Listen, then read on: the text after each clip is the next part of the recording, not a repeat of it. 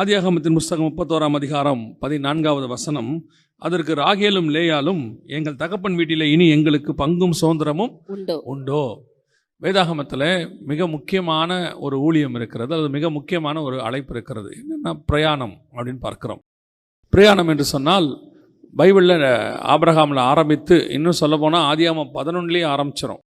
அந்த பிரயாணம் கிழக்கிலிருந்து அவர்கள் பிரயாணப்பட்டு அப்படின்னு ஆரம்பிக்கும். அங்கே ஆரம்பித்து அதுக்கப்புறம் ஆபிரகாம் பிரயாணம், அதற்கு பிறகு யாக்கோபினுடைய பிரயாணம், திருப்பி யாக்கோபு கானானுக்கு திருப்பி வரக்கூடிய பிரயாணம், அதற்கு பிறகு 70 பேராக எகிப்துக்கு போனது, திருப்பி எகிப்திலிருந்து இஸ்ரவேலர்கள் அழைத்து கொண்டு வரப்பட்டது. இப்படி பிரயாணத்தை நீங்கள் பார்த்துக்கிட்டே இருக்க முடியும். அதுவும் கடைசியாக பவுலின் பிரயாணங்களில் போய் முடியும். அப்போ இந்த பிரயாணம் என்பது ஒரு விதமான ஊழியம். யாத்ராகமம்னு ஒரு புஸ்தகமே இருக்குது, எக்ஸோடஸ் நம்ம சொல்கிறோம் இல்லையா, அது ஒரு பிரயாணம் என்பது ஒரு ஊழியம். பொதுவாக ஒரு மூத்த ஊழியர் எனக்கு சொல்லிக் கொடுத்தார், எல்லாராலையும் பிரயாணம் பண்ண முடியாது. அதாவது ஒரு சிலர்லாம் பார்த்திங்கன்னா ஒரு பிரயாணம் போயிட்டு வந்தோடனே ரொம்ப டயர்டாகிடுவாங்க, அதுக்கு மேலே அவங்களால முடியாது. ஆனால் பவுலுடைய பிரயாணங்களை பாருங்கள், நம்ம பைபிள்லேயே 3 மிஷனரிகள் பிரயாணம்னு 3 பிரயாணம் இருக்குது, 3 மேப் இருக்கும் அந்த இடத்துல. நீங்கள் பார்த்தீங்கன்னா அவருடைய வாழ்க்கை முழுக்க பிரயாணப்பட்டுக்கிட்டே இருப்பார். சில இடங்களில் பார்த்தீங்கன்னா அப்போஸ்தலர்கள்லாம் பேதுருலாம் பார்த்தீங்கன்னா அவர்களோ நாங்களோ ஜெபத்தில் தரித்திருப்போம்னு ஒரு இடத்துல உட்காந்துருவாங்க. ஆனால் இவரால் உட்காரவே முடியாது. அவர் போயிட்டே இருப்பார், நான் போகிறேன்னு போயிட்டே இருப்பார். ஒரு இடத்துல உட்கார சொன்னாலும் உட்கார மாட்டார். அது ஒரு அழைப்பு. அந்த பிரயாணம் என்பது ஒரு அழைப்பு. எப்படி ஒரு சபையில் இருந்து மெய்ப்பராக இருப்பது ஒரு அழைப்போ, அதே மாதிரி பிரயாணப்படுவது, போதகராக அல்லது ஒரு இவாஞ்சலிஸ்டாக பிரயாணப்படுவது என்பது ஒரு அழைப்பு. அப்படி பல பிரயாணங்கள், ஆவிக்குரிய சத்தியங்கள் வேதாகமத்தில் இருக்கிறது. அதில் குறிப்பாக நான் அதிகம் தியானித்த அல்லது எனக்கு ஆண்டவர் நிறைய சொல்லிக் கொடுத்ததான பிரயாணத்தில் ஒன்று இந்த பிரயாணம். அதாவது யாக்கோபோடு கூட அவனுடைய 2 மனைவிகளும் பிரயாணப்படுகிறார்கள். அவங்க சொல்ல ஆரம்பிக்கும் போது அவங்க சொல்கிற வார்த்தை என்ன அப்படின்னு கேட்டிங்கன்னா, அப்பொழுது ராகேலும் லேயாலும் ஒருமனப்பட்டு ஒரு வார்த்தை சொல்கிறாங்க, இனி எங்கள் தகப்பன் வீட்டில் எங்களுக்கு என்ன கிடையாது, சுதந்திரமும் பங்கும் எங்களுக்கு கிடையாது. அதாவது சீரியா தேசத்திலிருந்து லாபான் வீட்டிலிருந்து அவங்க புறப்படுறாங்க. இது சபையானது தன் மணவாளனோடு கூட யாக்கோபோடு கூட புறப்பட்டு கானானுக்கு போகிறதான ஒரு பிரயாணம். நாமும் இன்னைக்கு அப்படித்தான் இயேசு கிறிஸ்துவோடு கூட கானானுக்கு போவதற்காக பிரயாணப்பட்டு இருக்கிறோம். யாத்ராகமத்தில் எகிப்தை விட்டு அவங்க பிரயாணப்பட்டதை நம்ம நிறைய தியானிக்கிறோம் இல்லையா. அதே மாதிரி தான் இதுவும் ஒரு வகையான தியானம். இங்கே 2 சபைகள் புறப்படுகிறது, 2 வகையான சபைகள் புறப்படுகிறது. ஒன்று ராகேல், இன்னொன்று லேயால்.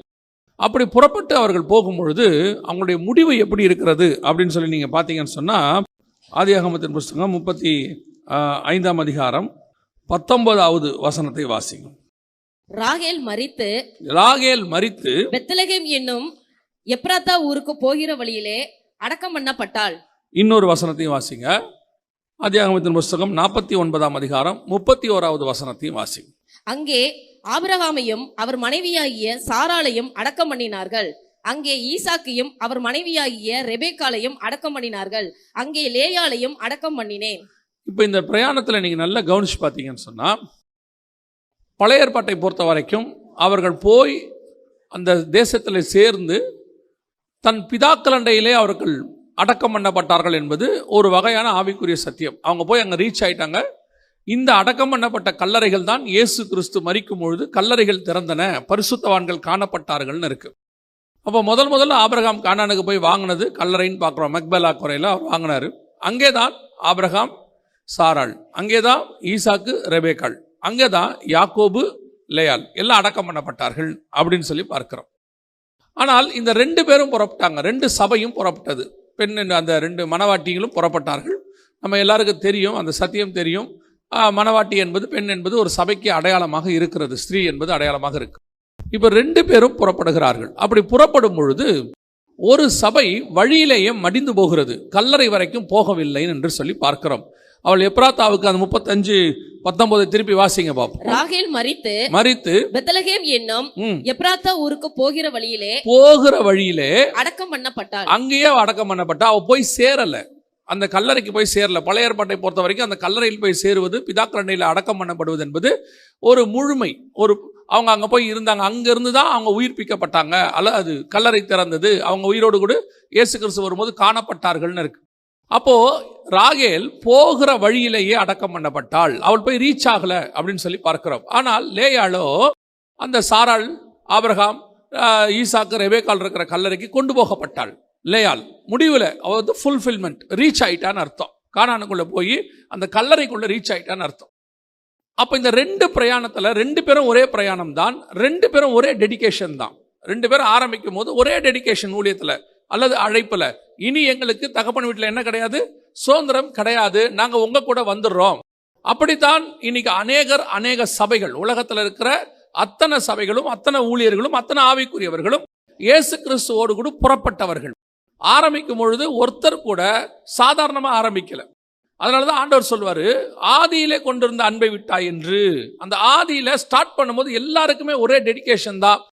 ரட்சிக்கப்பட்டு வரும்பொழுது கர்த்தர் மேல பயங்கரமான பாசம் தான், கானானுக்கு பரலோகத்துக்கு போகணுங்கிற ஒரு ஆசை தான். அந்த பிரயாணம், ஆவிக்குரிய பிரயாணத்தை தொடங்கினதுல நம்ம எல்லாம் ஒரே விதமா தான் தொடங்கணும். ஆனால் ஒரு சிலர் வழியிலேயே மடிந்து போனார்கள் என்று வேதம் சொல்லுது. ஒரு சிலர் பாதியிலேயே ஓட்டத்தை முடித்து விட்டார்கள், முழுமை பெறவில்லை. லேயாளோ கடைசி வரைக்கும், இன்னும் சொல்ல போய் நீங்க பாத்தீங்கன்னு சொன்னா, யாக்கோபு நேசித்ததை யாருன்னா ராகேல தான் நேசிச்சார்.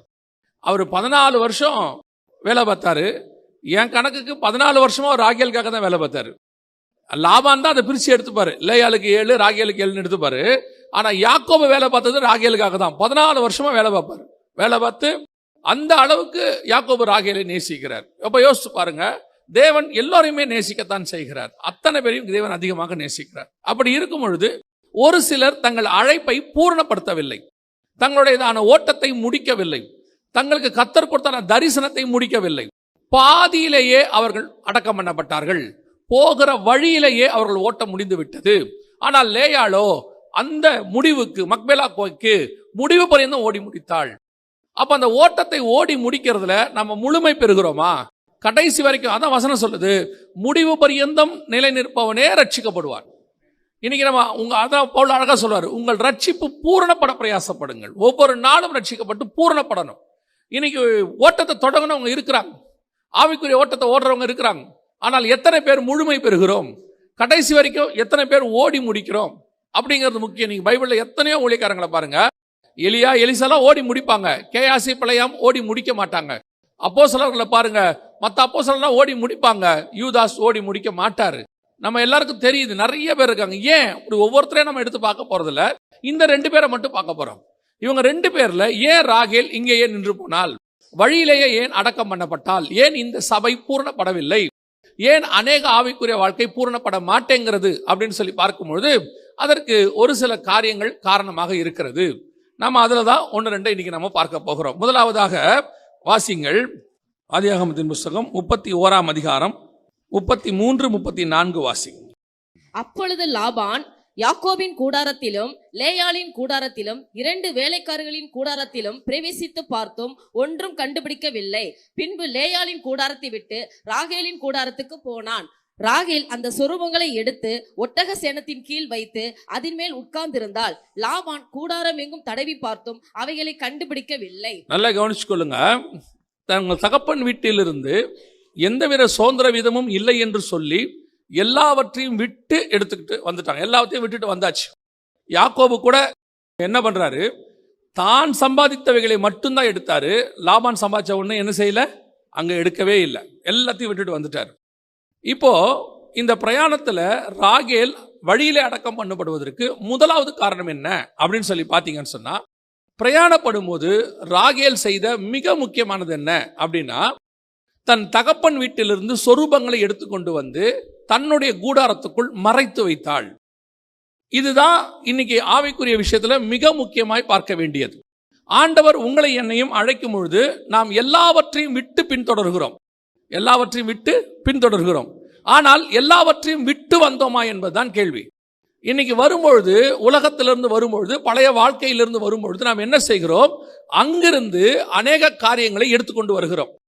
அதை எடுத்துக்கிட்டு வந்து கேட்டா நம்ம அதுக்கு சொல்லுவோம், அதுக்கு சில காரணங்கள் சொல்லுவோம், உரிமைகள் சொல்லுவோம், என்னதுன்னு சொல்லுவோம், அல்லது இதை நான் இங்கே யூஸ் பண்ண போறேன், இதை கொண்டு போக போறேன் அப்படின்னு சொல்லுவோம். ஆனால் கர்த்தர் சொல்ற மிக முக்கியமான விஷயத்துல ஒண்ணு என்னன்னா, எல்லாவற்றையும் விட்டு என்னை பின்பற்றி வா. அழைக்கப்பட்டவங்களை நல்லா கவனிச்சு பாருங்க. இயேசுக்கு பின்னாடி வரவங்க அத்தனை பேரும், நான் சொல்றது பழைய ஏற்பாட்டில இருந்து சொல்றேன். இப்ப ஆபிரகாமை ஆண்டவர் சொல்லும் பொழுது, உன் தேசத்தையும் உன் இனத்தையும் உன் தகப்பன் வீட்டையும் விட்டு என்னை பின்பற்றி வா. எலிசா கூப்பிடும் போது எலிசா என்ன செய்யறாரு, அவர் வச்சுக்கிட்டு இருந்த அந்த ஏறு மாடு ரெண்டையும், ஏரை உடைத்து மாடை கொன்று சமைச்சு எல்லாருக்கும் போட்டுட்டு வர்றாரு. இனி என்கிட்ட ஒன்றும் இல்லை, பழையவைகள் ஒன்றும் இல்லை, எல்லாத்தையும் விட்டுட்டு வருகிறேன் என்று அர்த்தம். இன்னைக்கு நாம வரும்பொழுது அப்படி எல்லாவற்றையும் விட்டு விட்டு ஆண்டவர்கிட்ட வந்திருக்கிறோமா? அதான் கேள்வி. இன்னைக்கு நாம் பழைய பாவங்கள் பழைய காரியங்கள் இன்னும் வைத்துக் கொண்டிருக்கிறோம், இன்னும் மறைச்சு வச்சுக்கிட்டு இருக்கிறோம். அநேகருக்கு இந்த பிரச்சனை இருக்குது. இப்ப இஸ்ரவேல் ஜனங்க எகிப்துல இருந்து வந்தாச்சு, வந்துட்டாங்க. எகிப்துல இருந்து என்னப்பா கொண்டு வந்தீங்க? கர்த்தர் சொன்ன பொன் வெள்ளி மட்டும் தான் கொண்டு வந்தோம், வேற எதுவும் கொண்டு வரல. ஆனால் எகிப்தினுடைய கொமுட்டை காயும் எகிப்தினுடையதான இறைச்சியும் அந்த பாத்திரமும் இன்னும் மைண்ட்ல இருக்குது. இது அவர்களை வழியிலே கொன்று போட்டது என்று சொல்லி பார்க்கிறோம். அவர்கள் மனிந்து போனார்கள், முறுமுறுத்தார்கள், அவர்கள் கொன்று போட்டது. இன்னைக்கு பழைய காரியங்கள் இன்னும் நமக்குள்ள இருக்கு. அங்கிருந்து வந்த காரியங்கள், இதுல நான் 2 வகை சொல்றேன். ஒன்று, அங்கிருந்து வரக்கூடிய பாவங்களை ஃபர்ஸ்ட் சொல்றேன். அங்கிருந்து வரக்கூடியதான பாவங்கள் நாம் விட்டு விட்டு வந்துட்டோம். ஒரு காலத்துல எல்லாத்தையும் விட்டு என்னை பின்பற்றுவான்னு சொல்லும் போது நம்ம எல்லாத்தையும் விட்டுட்டு வந்தோம், உண்மைதான். ஆனால் இன்னும் அங்க இருக்கிற பழைய பழக்க வழக்கங்கள், அங்க இருக்கக்கூடியதான சில விதமான காரியங்கள், முறைமைகள் அல்லது சில பாரம்பரியங்கள் இன்னும் நமக்குள்ள இருக்கு, இங்க வந்து இருக்கு. அதை இன்னும் நம்ம மறைச்சு வச்சுக்கிட்டு இருக்கிறோம். வரும்போது நிறைய காரியங்களை கொண்டு வருகிறோம். இது ஒரு வகையான அங்கிருந்து வரக்கூடியதான பாவங்கள், அநேக காரியங்கள் மறைச்சு வச்சிருக்கிறோம். இப்போ லேயாளுடைய கூடாரத்தை பார்த்தபோது அதில் ஒன்றும் இல்லை. இதுல பெரிய ஆச்சரியம் என்னன்னா, ராகேல் கூரத்தை தடவி பார்த்தோம். அவன் என்ன பண்றான், அப்படியே இன்ச் பை இன்ச்சா பாக்குறானமா. பிசாசு எப்பவுமே நீங்க பரலோகத்துக்கு போகணும்னு சொன்னா, வசனம் தெளிவா சொல்லுது. வெளிப்படுத்தின விசேஷம் 21ஆம் அதிகாரம் கடைசி வசனம் வாசிங்க. அதுல ஒரு பர்டிகுலர் வேர்டு தான் ரொம்ப முக்கியம். தீட்டுள்ளதும் அருவருப்பையும் பொய்யையும் நடப்பிக்கிறதுமாகிய ஒன்றும் அதில் பிரவேசிப்பதில்லை. அந்த வேர்டே ரொம்ப முக்கியம் தான். ஒன்றும் அதில் பிரவேசிப்பதில்லை. நம்ம என்ன நினைச்சுக்கிறோம்னா, நமக்கு தெரிஞ்ச அளவுக்கு நாம் பரிசுத்தமா இருக்கிறோம், நமக்கு தெரிஞ்ச அளவுக்கு விசுவாசமா இருக்கிறோம், ஓரளவுக்கு ஸ்பிரிச்சுவலா இருக்கிறோம், இது போதும் அப்படின்னு நம்ம நினைக்கிறோம். நம்ம ஒரு சில இவங்களா இருக்கிறாங்க, ஒரு 70 எடுத்தா போதுங்க, பாஸ் பண்ணா போதும். ஒரு சிலர் இருக்கிறாங்க, இல்லடா கொஞ்சம் 90 எடுக்கணும்பாங்க. ஒரு சிலர் மட்டும் 100 எடுக்கணும்னு நினைப்பாங்க. அந்த மாதிரி ஒரு மைண்ட் செட் தான் நம்ம ஆண்டவருக்கு இருக்குது. தீட்டுள்ளதும் அருவருப்பையும் பொய்யையும் நடப்பிக்கிறதுமாகிய ஒன்றும் அதில் பிரவேசிப்பதில்லை. Not even a single one. அப்ப கர்த்தர் எதிர்பார்க்கறது பெர்ஃபெக்ஷன். அந்த பெர்ஃபெக்ஷனுக்கு பாத்தீங்கன்னா தடவி பார்த்து ஒண்ணு கூட இருக்கக்கூடாதாமா, எதுவுமே இருக்கக்கூடாது. இன்னைக்கு சபை அப்படிப்பட்டதான ஒரு பரிசுத்தத்தில் இருக்கிறதா? அங்கிருந்து கொண்டு வரப்பட்ட பாவங்கள், அங்கிருந்து கொண்டு வரப்பட்டதான முறைமைகள், பழக்க வழக்கங்கள் இன்னும் இருக்கு. இங்க உட்காந்துக்கிட்டு அதை சரின்னு வேற பேசுவாங்க, அதுக்கு ஒரு மூட நம்பிக்கையை வச்சுப்பாங்க, எல்லாத்தையும் வச்சுக்கிட்டு. இதெல்லாம் தகப்பன் வீட்டில இருந்து வந்தது, அங்கிருந்து கொண்டு வந்தது. இந்த பழக்க வழக்கம் இன்னும் எங்க இருக்குது? இது எல்லாம் பழவைகள் எல்லாம் ஒளிந்து போனன்னு இருக்கு, தகப்பன் வீட்டில இருந்து கொண்டு வந்து வச்சிருக்கு. இந்த முறைமைகள் ஒரு நாள் உன்னை தகப்பன் வீட்டுக்கு போக விடாது. அது கொஞ்சம் கொஞ்சமா உன்னை இழுத்துக்கிட்டே வரும், அப்படியே வரும், ஒன்னொன்னுலயும் வரும். இவர்கள் எல்லோரும் தகப்பனுடைய சொரூபத்தை திருடி கொண்டு வந்தவர்கள், மறைச்சு வச்சிருக்கிறவங்க, அதுக்கு ஒரு ஸ்பிரிச்சுவல் மூலம் பூசுகிறவர்கள். இது ஒரு நாள் உங்களை பரலோகத்திற்கு போக விடாது. வசனம் தெளிவா சொல்லுது, கர்த்தர் தெய்வமானால் கர்த்தரிடத்தில் வாங்கள், பாகால் தெய்வமானால் பாகால் இடத்தில் வாங்கள். ரெண்டையும் ஒன்னா கனெக்ட் பண்ண முடியாது. இன்னைக்கு உலகத்தினுடைய காரியங்கள், நோவா காலத்துல ஜனங்கள் அழிந்து போனதுக்கு மிக முக்கியமான காரணம் என்னவென்றால், வேதம் தெளிவா சொல்லுது, தேவபுத்திரர் மனுஷகுமார்த்திகள் அதிக சௌந்தரியம் உள்ளவர்கள் என்று கண்டு அவர்களோடு கூட பெண் கொண்டார்கள். ஆண்டவர் சொல்றாரு, என் ஆவி மனுஷனோடு கூட போராடுவதில்லை. இன்னைக்கு ஆவிக்குரிய சபை உலகத்தோடு கூட போய் கலந்து விடுகிறது. உலகத்தினுடைய சொரூபங்களை எடுத்துக்கொண்டு வந்து இங்க வச்சுக்குது. அங்க நடக்கிற எல்லா முறைமையும் இருக்கு. இது ஒரு படி தாண்டி ஸ்பிரிச்சுவலா அங்க இருக்கிற மியூசிக் இங்க வந்துருச்சு. கேட்டு பாருங்க, அங்க இருக்கக்கூடிய முறைமைகள், அந்த உலகத்தினுடைய சபைகள்ல என்னென்ன இருக்குதோ, உலகத்தினுடைய காரியங்கள் என்னென்ன இருக்குதோ எல்லாம் இப்ப சர்ச்சுக்குள்ள இருக்கு. எல்லாத்தையும் போட்டு மறைச்சு வச்சுக்கிறான். அது பார்க்கறதுக்கு எப்படி இருக்குது? சபை ஸ்பிரிச்சுவல் சபை மாதிரி தெரியுது. இங்க என்ன உலகத்தாண்டு இல்லைன்னு சொல்லுங்க. இனி கடைசி காலத்தில் அது மிக மோசமாக சபைக்குள் உள்ளே நுழைய தொடங்கிருச்சு. அப்படியே ஆரம்பிச்சு கொஞ்சம் கொஞ்சமா ஆரம்பிச்சு, அதாவது இசை என்பது அல்லது பாட்டு என்பது அல்லது வார்த்தை என்பது சபையிலிருந்து தான் உலகத்துக்கு போனோம், அப்பதான் அவங்க ரட்சிக்கப்படுவாங்க. இப்ப கடைசி காலத்துல உலகத்துல இருந்து சபைக்குள்ள கொண்டு வராங்க, அதை சரின்னு பேசுறவங்களும் இருக்காங்க. அப்ப இங்கே அப்படிப்பட்ட பிரசங்கங்கள் இந்த கூடாரத்துக்குள், ராகேல் கூடாரத்துக்குள் இருக்கு. அப்பனா உலக ஆசீர்வாதம் எங்களுக்கு இல்லையா? உலகத்தில் உனக்கு என்ன தேவையோ அதை பரலோகம் வச்சிருக்கு. இப்ப ராகேலுக்கு என்ன குறை சொல்லுங்க? யாக்கோபுடைய ஆசீர்வாதங்கள்ல பாதி அவளுக்கு தான் சொந்தம், எல்லாம் அவளுக்கு தான் வச்சிருக்கிறாரு. யாக்கோபு அதிகமா நேசிக்கிறாரு, கூட்டு வந்து உட்கார வச்சிருக்கிறாரு. யாக்கோபு கிட்ட இல்லாத அப்படி என்ன பெரிய ஆசீர்வாதம் லாபான்ட்டு இருக்குது? கானான்ல இல்லாத என்ன பெரிய ஆசீர்வாதம் சிரியால இருக்குது? இயேசு கொடுக்காத என்ன ஆசீர்வாதம் உலகத்துல இருக்கு நீங்க நினைக்கிறீங்க? நான் உங்களுக்கு சொல்றேன், உலகத்துல இருக்கக்கூடிய எந்த தாளந்து, எந்த மகிமை, எந்த விதமான கனம் பொருந்த காரியங்கள் எதுவும் சபைக்குள் கர்த்தர் வச்சதுக்கு ஈடு ஆகவே ஆகாது. இது எல்லாத்தை விட மேலானது. இன்னைக்கு சபை அதை விரும்புகிறது. அந்த தகப்பன் வீட்டில் அங்க இருக்கிறத விரும்புது. அங்க இருக்கக்கூடியதான அரசியல், அங்க இருக்கக்கூடியதான களியாட்டம், அங்க இருக்கக்கூடியதான கேடான காரியங்கள் எல்லாத்தையும் கொண்டு அந்த சபையில உட்கார வச்சுக்கிட்டு அது மேல இது உட்கார்ந்துகிட்டு, எங்கிட்ட அப்படிலாம் ஒண்ணும் இல்லையே. ஒரு நாள் இந்த சொரூபம் உன்னை கொன்று போடும். சிலருடையதான ஆவிக்குரிய வாழ்க்கையை, அவர்கள் போகிற போக்கை, அவர்கள் செய்கிறது, அவங்க பேசுறது, அவங்க நடக்கிறத வச்சு நாம ஒரு எச்சரிப்பு கொடுப்போம். எங்க பாஸ்டர்லாம், பாஸ்டர் சார்ல்ஸ் ஆரோன்லாம் ஒரு ஆள் வந்து உட்கார்ந்தவனே சொல்லிடுவாரு எப்படிப்பட்ட ஆளுங்கிறத. அவங்க பேசுறத வச்சே சொல்லிடுவாரு. அப்போ ஊழியத்துல இவங்க போற போக்கு, நடக்கிற நட, பார்க்கிற பார்வை, ஒரு சிலரெல்லாம் அவங்க பார்வையிலே கண்டுபிடிச்சலாம் அவங்ககிட்ட என்ன பெருமை இருக்குதுன்னு. ஒரு சிலரெல்லாம் செய்யறத வச்சே கண்டுபிடிச்சலாம் எப்படிப்பட்ட ஆளுன்னு. இப்ப நம்ம அதை பார்த்து சொல்றோம், இல்ல இது போக்கு சரியில்லை, இது பேச்சு சரியில்லை, இது பண்ற சேட்டை சரியில்லை, இது கர்த்தருக்கு பைபிளுக்கு விரோதமா இருக்குது அப்படின்னு சொன்னா, ஆனா அது ஏதாவது ஒரு வசனத்தை மூலமா கூட்டு மேல உட்காந்துக்குது. சொன்னா ஒரு கூட்டத்துக்கு புரிய மாட்டேங்குது. இவங்க அவங்கள திட்டுறாங்க, இவங்க அவங்கள குறை சொல்றாங்க. நாம யாரையும் குறை சொல்லல, நாம எது தப்புன்னு மட்டும்தான் சொல்றோம். எந்த உன் கூடாரத்துக்குள்ள இருக்க கூடாதுன்னு தான் சொல்றோம். ஒரு நாள் வருது, ராகேல் போகல பாருங்க, சொல்றோம்ல, அந்த ஓட்டம் முடியுது பாருங்க. பாதியிலே அந்த ஊழியம் முடியுது, பாதியிலே அது மாட்டிக்குது, பாதியிலே அந்த காரியம் அழிவுக்கு நேரம் வந்துருது. ஆனால் சொல்லும் போது எல்லாருக்கும் கோபம் வருது. அது எப்படி சொல்லுவீங்க? ராகேல் மாதிரி தான் அதே காரியம் தான் இப்ப நடந்துகிட்டு இருக்கு. தயவு செய்து உங்கள் கூடாரங்களை ஆராய்ந்து பாருங்கள். கர்த்தருக்கு பிரியமில்லாத காரியங்கள் இருக்கான்னு பாருங்க. பல நேரங்களில் நாம அங்கிருந்து எடுத்துட்டு வந்துருவோம். அதோட பெரிய கொடுமை என்னன்னா, நமக்கு அது தப்புனே தெரியாது. இப்ப சரின்ற மாதிரி போயிட்டே இருப்போம். எத்தனையோ முறைமைகள் உலகத்திலிருந்து வந்தது, எத்தனையோ காரியங்கள் உலகத்திலிருந்து கொண்டு வரப்பட்டது. அது எல்லாத்தையும் கிளியர் பண்ணுங்க. இங்கே சபை நமக்கு கானானுக்கு போவதற்கு என்ன தேவையோ அதை கொடுக்கிறது. இதோட கூட நீங்க எதையும் கலக்க கூடாது. கானான் பிரயாணத்தில் இருக்கிறவனுக்கு உலகத்தில் இருக்கிற ஒரு சொரூபம் உள்ளே இருந்தாலும் அது உன் பிரயாணத்தை கொன்று போடும். ஒரு காரியத்தை கூட, அதனாலதான் பைபிள் சொல்லுது, தீட்டுள்ளதும் அருவருப்பையும் பொய்யையும் நடப்பிக்கிறதுமாகிய ஒன்றும் அதில் பிரவேசிக்காது. ஒரு செத்த ஈ உன் வாழ்க்கையை நாரி போக பண்ணிடும். உலகத்தில் இருக்கக்கூடிய எந்த முறைமையும் ஆவிக்குரிய முறைமைக்கு ஒத்து வராது. அது மாம்சம், இது ஆவி. ஆவியோடு கூட மாம்சம் போராடாது. கர்த்தர் இங்க உனக்கு என்ன வச்சிருக்கிறாரோ அந்த ஓட்டத்தை ஓடிக்கிட்டே இருக்க. இங்க கர்த்தர் உங்களுக்கு தேவையானது எல்லாம் வச்சிருக்கிறாரு.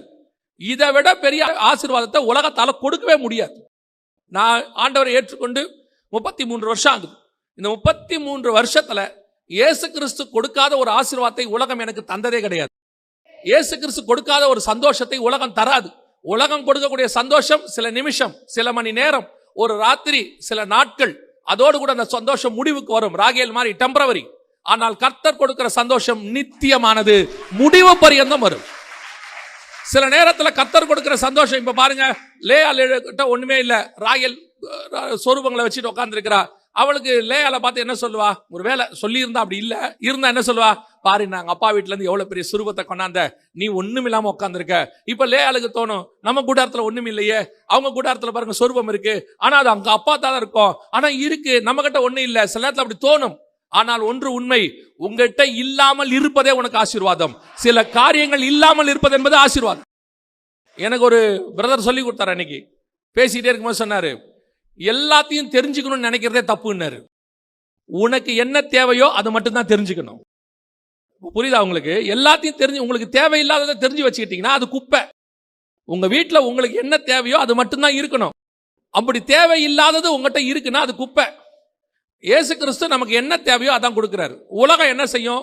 இப்ப நீங்க கூகுள்ல சொல்லும் போதே பாருங்க, கூகுள்ல எல்லாம் இருக்கு. உங்களுக்கு என்ன தேவையோ எல்லாம் கிடைக்கும். எதை வேணாலும், அது நமக்கு தேவையில்லை. அது உலக ஞானம்.